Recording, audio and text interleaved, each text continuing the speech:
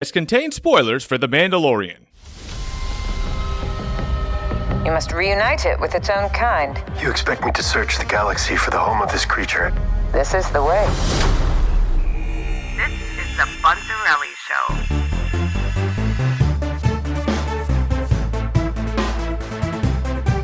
After 2 episodes, we kind of stepped outside the box and got into that bigger world. It kind of looks like we scaled down a little bit and got back to our roots.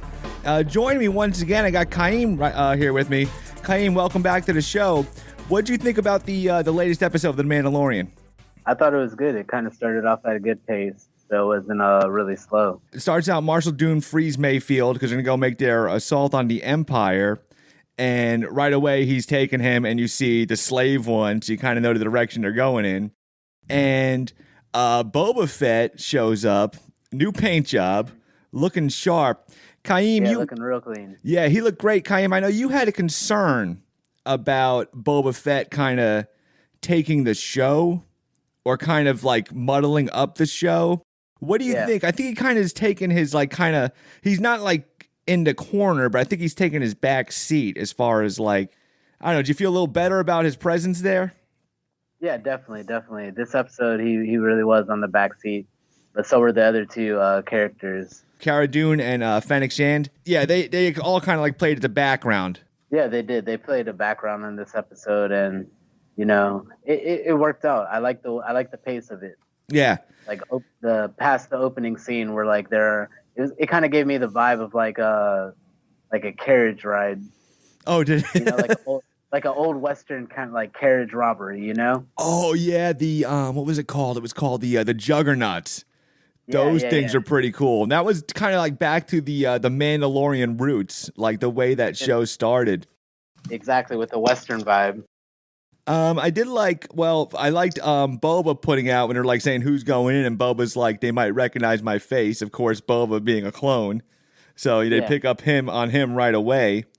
There's the Rhydona miting. Oh, they steal the costumes.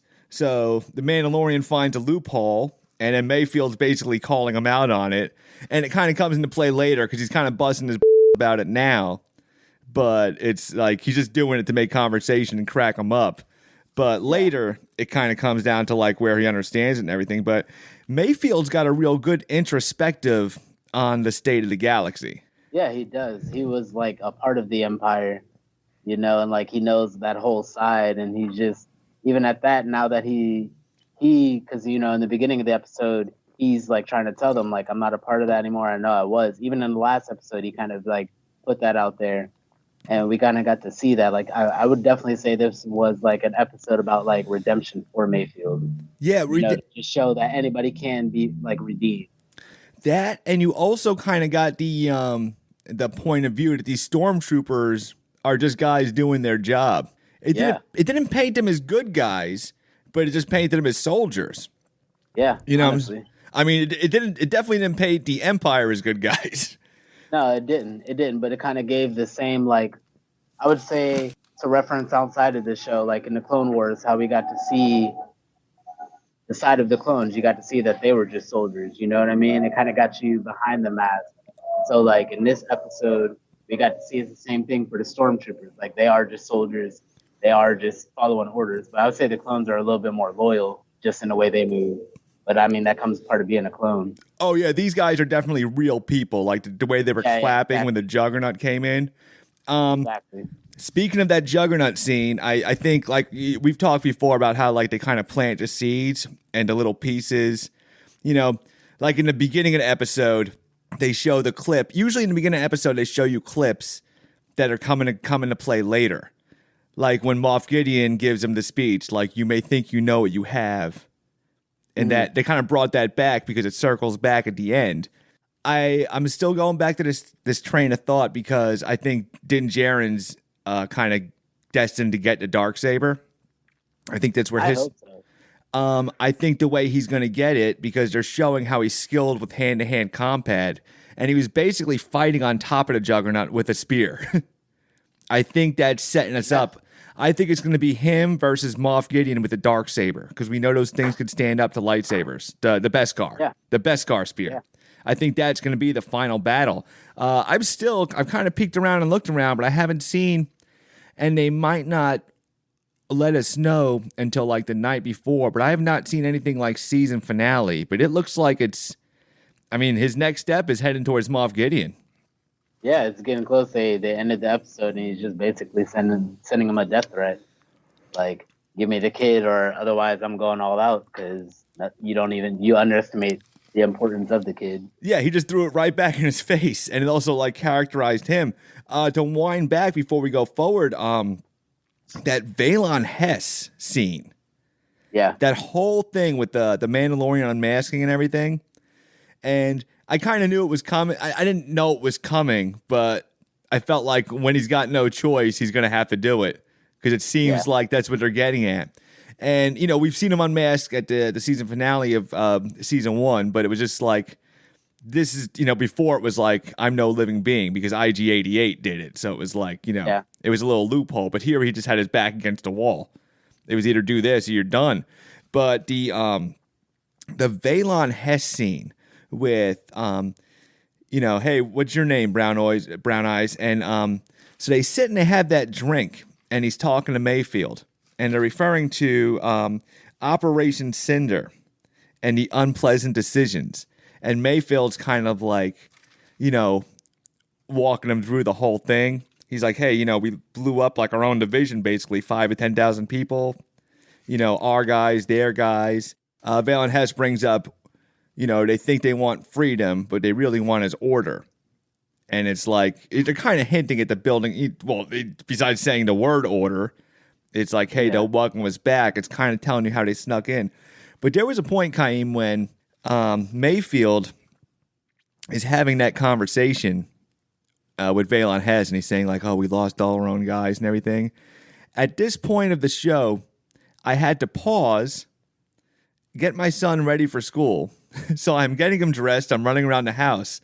And I passed the TV, and I look straight into Mayfield's eyes. Like, I could see the sweat, and I'm like, oh man, he's gonna die. Like, it seemed like Django Unchained. It seemed like that scene where he goes, you want me to shake your hand? That's what it felt like. It's like going down. Yeah, shoot their way out of there. Boba Fett to the rescue. But I think it was more grounded. I think it kind of, like I said, the last 2 episodes, and we're actually going to talk about it in the upcoming weeks, all the other stuff coming up with Star Wars. A lot of, crazy things coming down the road. Well, we know just recently there's an Ahsoka show. They are going to make these spin-offs. So I think Mandalorian is going to get a little more grounded back in its own little universe. Yeah, I agree. Yeah. They just had to do that to kind of like open up for these other shows that are rolling out. Yeah. Because this was the rollout show for everything else we're about to get. Yeah, and it was the one that planted the seed and started. It was basically the Iron Man of Star Wars TV. Yeah, honestly. Yeah, so the episode ends, and then of course, not only does Mayfield, because at the beginning you could say Mayfield's kind of just losing his stuff and goes a little AWOL, but then even at the end he has that gesture. First of all, yes, Boba Fett's taking a back seat, but he still likes to just show he's a badass once in a while. Oh yeah, I was so glad when he used that. I don't know the name of that bomb. I don't either. That's the same bomb his dad used in Attack of the Clones when he was having the fight with Obi-Wan. Did he? Yeah, when Obi-Wan was chasing him, those are the same bombs. Oh my! I gotta rewatch that now. Yeah. Oh, that was so awesome! Like the sound, and it just went quiet for a second. No, exactly. I did not catch that. Oh, you know what? I'm all over the place. The Slave One. They showed us the inner mechanisms of it. Yeah. We've never seen that. Like they're sitting in it, and you see the wheels kind of turn. It's like, what, is everybody just laying their backs and the thing gets up? So that was cool. It just kind of explained that little piece. Because it is a bigger ship than just him and it was always shown that way. Because even when he took Han Solo, he's like put Han Solo in the cargo bay. So it was never a small ship. It was just a cool thing to see. You're right. We've never seen that. Yeah, they're just exploring the parts that aren't explored. I like him with the new paint job. Definitely. Yeah, I think it's cool. Now, here's another funny thing. All the stuff they announced, they never said anything about Boba Fett. There's a couple interesting things about that. I don't know. What if Din Djarin's story ends and then Boba Fett kind of takes over the show just because he gets his ending? Do you know what I'm saying? Yeah, I'd be fine with that. Or the other thing is, does he just kind of, Boba Fett just kind of wandered through all the, it's almost like an Arrowverse is what they're doing, like this Star Wars, because Ahsoka is supposed to take place during the same time. There's a Rangers of the New, we might as well talk about this stuff because this is the stuff that's out right now. Rangers of the New Republic. I don't know if Dave Filoni's going to star in that, but okay, here's an interesting one for you. Well, you're a big prequels guy. The Obi-Wan series. Yeah. So Hayden Christensen is rumored to be Darth Vader. Oh man. You didn't catch that, did you? I didn't catch that. No, I'm sorry. It's confirmed, not rumored. Hayden's coming back. Really? Yes. Now, there's this came up once before. Somebody we were talking about, like when they were talking about doing the Obi-Wan movie. I think it could work because Darth Vader cannot step foot on Tatooine. He can't. That would break everything because there's no way he steps in that planet and doesn't sense Luke. Yeah. I don't see it. I don't see it happening. But when Obi-Wan first encounters him in A New Hope, he says, "You never should have came back, old man." You know, there's no saying Obi-Wan can't go looking for him. You know what I mean? Especially because Obi-Wan assumed he died when he left him. That's true. So what it could be is because the Obi-Wan show is supposed to take place 10 years afterwards. So there could be all of a sudden some murmurs of stuff because he's on Tatooine on the outskirts. And Darth Vader is just one guy and the Empire's starting to establish itself. So it is believable because somebody goes, "Oh yeah, like that guy in black costume, like Darth Vader." And Obi-Wan's like, "Wait, excuse me, who?" Because Obi-Wan has heard him referred to as Darth Vader. So that would cause Obi-Wan to want to go out and finish the job. Yeah, it would. Yeah, and then you could picture something where maybe Vader's starting to get in Obi-Wan's head and Obi-Wan's realizing it was a bad idea or something. But just that you get a Ewan McGregor Obi-Wan versus that's what I was hoping we were going to see in episode 3 is Darth Vader in the costume fighting Obi-Wan Kenobi or fighting some Jedi. So now you get that scene. I mean, that could be, and then if you want to get real crazy, because I forget who the director is, but she directed something else. You get Dave Filoni to write that episode. And all of a sudden you put like a little touch of Clone Wars in there. Just to give it that magic. Yeah, just to tie it all, just, you know, and you don't have to like rub the Clone Wars in your face because these characters are coming out of episode 3, but you kind of just give them a little something, just a little reference, a little, you know. A little parsley on top. Yeah, a little parsley, kind of meet them in the middle somewhere, you know what I'm saying? What else is coming out Star Wars-wise? Patty Jenkins, she's working on Rogue Squadron. Okay. So she's making, it's supposed to be like a fighter plane movie, which is X-Wings. Like, that's what she wants to do. Support for this podcast comes from Magic: The Gathering Arena. You know the name. Now play the original strategy card game for free on your Mac or PC. MTG Arena delivers everything you love about Magic and more with an immersive digital experience full of explosive action and rewarding challenges. Collect powerful cards with 4 new sets every year.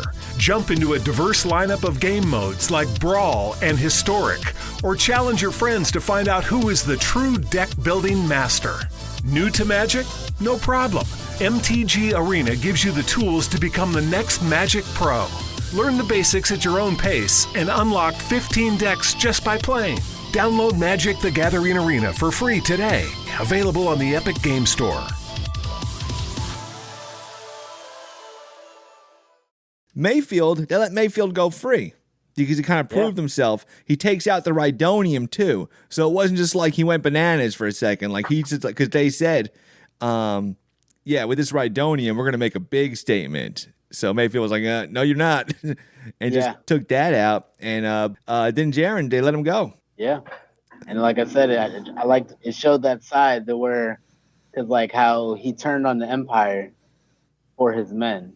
And it just kind of showed that, like, they're kind of like the clones, too, because the clones are real about their men and, like, the soldiers that they fight next to. Yeah. You know, we've seen clones go against what the Republic has tried to tell them to do, because they felt so inclined towards the soldiers that they fight next to. Like, I think he said we lost a lot of our guys. So he basically felt betrayed. He felt betrayed by like, hey, you let us down, dude. What happened? You're supposed to be there, you know? Exactly. Yeah, so, and that's why even in the beginning when Cara Dune's throwing some Empire stuff at him, he's just like, hey, what, are you trying to say something? Like, he gets real defensive when they start talking Empire to him.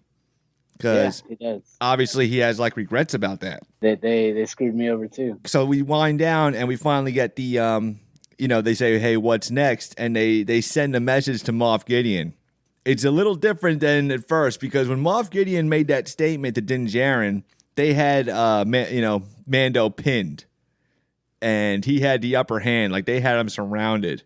Yeah, they did. But Mando just straight up, like, got in his face, like, I'm coming for you. And he didn't have to. He didn't have to do that. Yeah, I honestly, when I saw that scene, I was like, why'd you do that? Yeah, why'd you give a heads up? Yeah, exactly. You could have definitely just, got the upper hand, but they got to do it for theatrics. Yeah. We'll see how it plays out. Like I said, we're going to see next week, and we'll find out when we get closer if it's a season finale again. But exciting stuff coming up. Khiim, thank you so much for being here. No problem. Thank you.